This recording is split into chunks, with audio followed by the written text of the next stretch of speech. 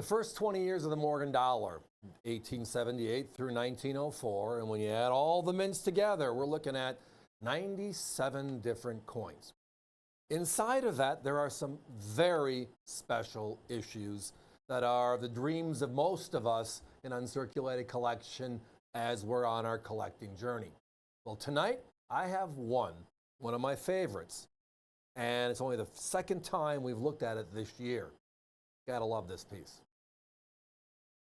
And what I'm talking about is the 1884 San Francisco Mint, and the word is called super slider. Let me explain what that is, because we don't want any confusion with anybody here.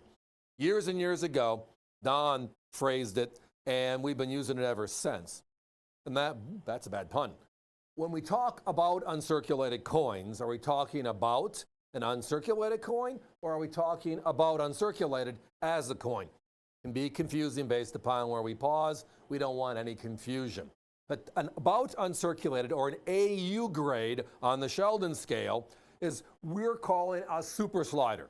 You look at it, you think it has all the characteristics of an uncirculated, slight traces of wear, usually on the highest points, which means they're going to be an AU 53 to a 55 on the, again, the Sheldon or the 70-point grading scale. And instead of causing confusion, we just call them super sliders. But again, technically, they're a 53 to a 55 on that scale. So with that said, over the course of all the Morgans, San Francisco is known as being the mint, right? With the best quality, highest strikes, etc. But there are some anomalies on the jumps. And what I mean by jumps is, basically there's three grades for a Morgan dollar or a peace dollar, silver dollars. There's a hand-selected circulated, and yes, I know there's many grades between a 8 to a 12 to a 40, right? But a good, nice-looking circ coin. Then there's the coins that are AU, about uncirculated, that slide by, beautiful pieces, and then there's the uncirculated. For about 80 of the coins in the Morgan dollar series, the difference between about uncirculated and uncirculated can only be a matter of $40, $50, $100. It's not a huge jump. But the other few, that less than 10%, the jump is from, well, hundreds to tens of thousands of dollars each. And it's primarily because the mintage, for whatever reason, circulated, nothing was saved, and now 140 years later, with this 1884, how many of them are out there? So let's talk about that. This particular year, 1884, there was 14 million P's, 9.7 million O's, and only 3.2 million S's. So of the big three mints, it had the lower mintage. But that's just the one number, the chapter one. Chapter two is, what is NGC, PCGS, ANAX, the big grading services, how many coins have they seen in the last 35 years? Because they publish every coin they see. So if they see one, it's published, whether it's a VG or an AU or an UNC. If you look at this coin, it gets to be very, very scary. The total number of coins seen by NGC is 10,087 coins as of today in 35 years. But the difference is an uncirculated grade, less than 500, only 487. That's what I mean by the jump. We're talking about non-existent and uncirculated condition. In uncirculated condition, a mint state 60-61, and by the way, please, if you're interested, buy that certified, because it's about a $12,000 to $15,000 coin. We have people on a waiting list to find the right look. A lot of them are ugly. Just what it is. But think about that.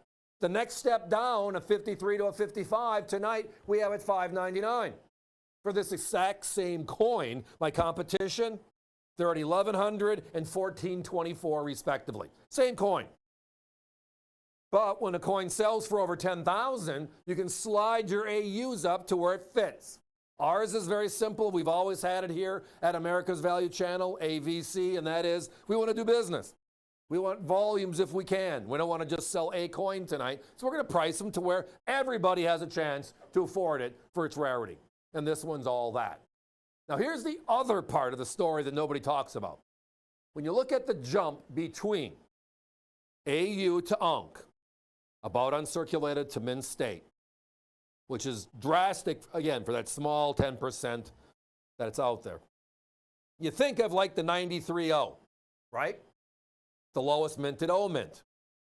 There are 715 of those known in UNC, and it's an $8,000 to $10,000 coin. Again, this 84S, there's only 487 known in UNC. The 94P, the lowest minted Philadelphia. There's 1,031 of them known in uncirculated condition. That's a $5,000 to $8,000 coin, mint state 6061-ish, right? The rarest Carson City. That's the key.